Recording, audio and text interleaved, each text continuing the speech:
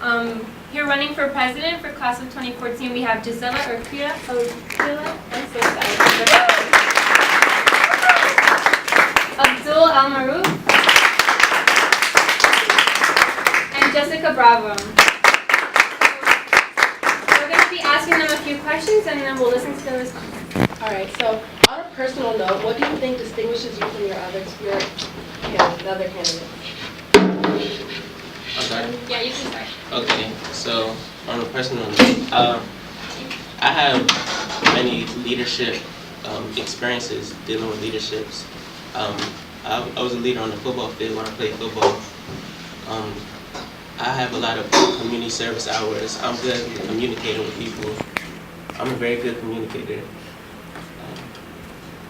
And yeah, that's basically it. Me, I'm organized, on point on on things I'm gonna do, and make sure I accomplish them. I've also taken leadership roles in certain activities I participated in, and I think what distinguishes me from the rest of my candidates are that for the past 3 years I've been running a youth group where I've already had to plan fundraising activities and plan events for the group itself to do. And I think that because I have been able to do it with a group of 30, 35 kids, I can use that experience and apply it to 2014 to plan more things for us. And I can communicate well with others. I don't really try to fight anybody or anything. Like, I'll just listen to what you have to say and I'll try to do something out of it. I think another thing that also distinguishes me is that I did try to help this year as much as I could, even once I had lost the previous time. Okay, so we know that no one's perfect, but what is something you feel you need to work on? What I feel I need to work on? Yeah. I feel I need to work on my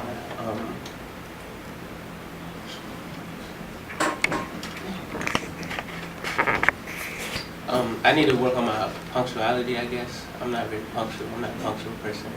I'm always late.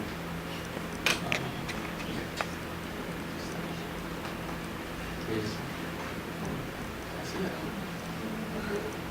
for me, I would say reaching out to others more, because I have communicating more with others, my peers, either far from that, others who I don't talk to, and be more sociable as possible and involve everyone in my ideas that I have planned. I think I need to work on my patience level and get my patience to be higher so that, when people start asking more things or things start going wrong, then I can control it in a reasonable manner and not just go lash out on somebody. Do you guys have any comments on what your opponents have answered?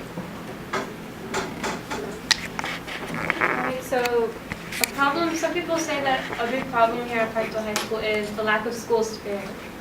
So I don't know if you guys have noticed or not, school spirit's not up there. So how do you plan on bolstering school spirit? I plan on boasting school spirit by, in the beginning of the next school year, we have a general assembly for our class. And then it's an app called GroupMe. So everybody in our class would text the number on the projector. The number would be projected up, and they would text it. So anytime there would be events, class meetings, anything planned out for our class, we would just text it, and it would send it to everybody in the class, so they would know everything that's going on. For me, I would make activities or ask people what they would want, how would I be able to get them to be involved, add more school spirit, and be aware of what's going on, the activities for our class, and basically enjoy and bring back school spirit. Well, I think communication is key. So in order to have school spirit, I'd have to work on getting the entire class to feel like they're involved. Because, walking down the halls, a lot of people do say that they don't know what's going on or anything. So I think in order to boost their school spirit, we'd have to find ways to communicate with them via all social networks and also texting them and everything, and verbally speaking to them as well. So Gisela, do you think that Abdul's idea of the texting on the screen is a good way to communicate and get people involved? I do think that's a good idea. I use a different app than what he uses, but I do think that's a good idea because it's going to help people stay And how do you communicated. think the location of our board or our senior board next year is going to affect how people get information? Well, if the senior board is somewhere closer to the senior hallway or to a place where the majority of them will be at, then that's going to help to get for them to communicate. But then the board can't look too boring or anything, and it has to stay updated, because if it doesn't stay updated, then they're still not getting communicated well enough. And then everybody would have to know where that board is. Like, it would have to be said at a general assembly so that people would know to look there. So if you were president this year, what would you have done differently?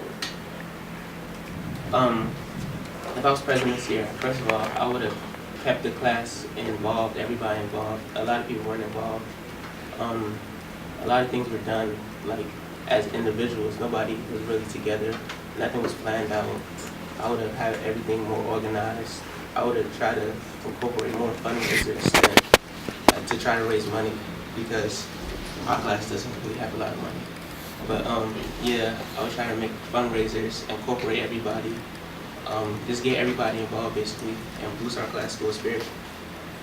For me, I would make sure everyone would be involved, activities and stuff, fundraisers, make sure the fundraiser would be topics about something they like, so they are motivated to actually do it and help our class raise money.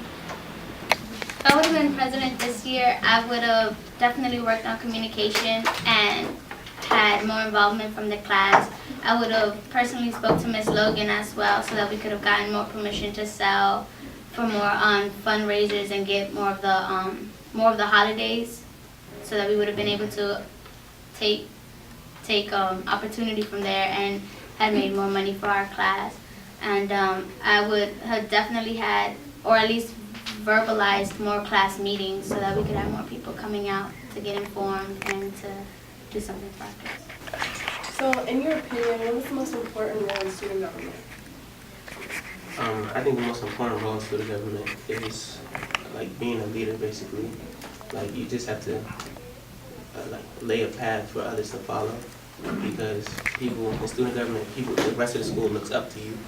So like if the rest of the school see you skipping, getting bad grades, then they're just gonna follow you. But if you're playing sports, getting good grades, staying, keeping in contact with everybody, you're staying in touch, then the rest of the school will just follow you, because student government is all about leading. I would say organization and punctuation, because those two main things, other than being a leader, you have to be functional and you have to know what you're doing, make sure you're on point with what you have in mind for the class to do.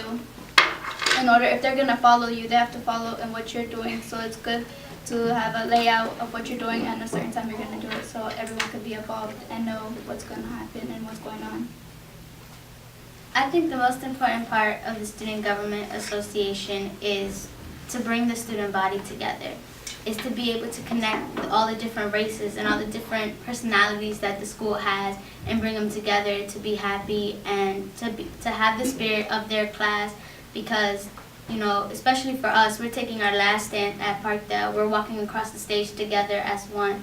So I think SGA's important role is to bring us together as one class, as Hispanics, as Blacks, as Whites, as whatever race we are. It's just to bring everybody together. Adding on to that theme, Gisela, many students believe that the SGA has a disconnect with some of the school population, as you just briefed on. So like ESOL, CRI, even the underclassmen may feel left out sometimes. How would you address this concern? Do you think that there's a divide between? I think there probably is. I think if we were to go down to an ESOL room right now, they would have probably no idea to a small amount of idea of what's going on. And I think the way to fix it is to personally go out to their classes and talk to them. Or, you know, ESOL kids, they speak other languages, you know, so sometimes it would be nice to try to communicate with them in one form of way. You plan on personally going out? How would you get the entire student body involved in this? Like what type of activity do you I'd probably like to do like a cultural fundraising, which all the different races, all the different cultures in the school to come together, and we find a way to fundraise, whether it's from the different foods that are out there or the different fashion that is out there, and it would just bring the whole school together because everybody dresses different, everybody eats differently. So do you feel like there's a disconnect in our school population? What causes it? What do you think could help bring us together?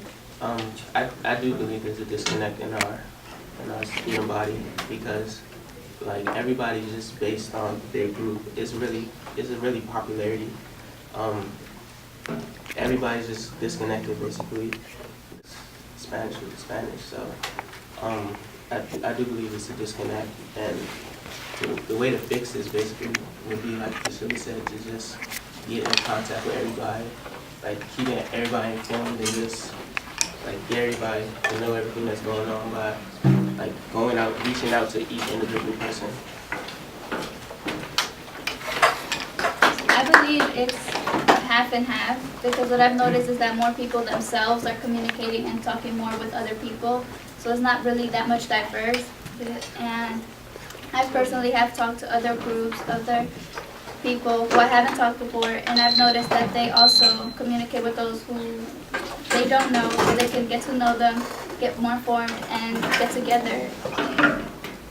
These issues as it applies to officers who may get caught or suspended for tearing down posters of other candidates? To deal with the issues, you would basically, you can't make somebody do something. You can't force them to do it because people do what they want. But if you just have to talk to people, just tell people that, because nobody wants to be treated. You treat people with respect. You treat people the way you want to be treated. But a lot of people don't do that. But you just have to communicate with them, like show them that what they're doing is not right. So what actions would you take to basically make them pay for their content, like for what they've done? What would you do? What would you suggest? Peer mediation.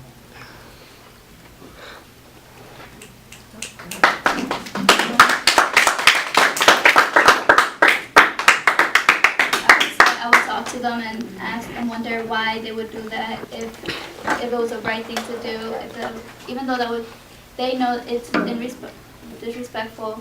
I would want to know why they would do that and why be so disrespectful to someone, and tell them to apologize for the person poster they turned down.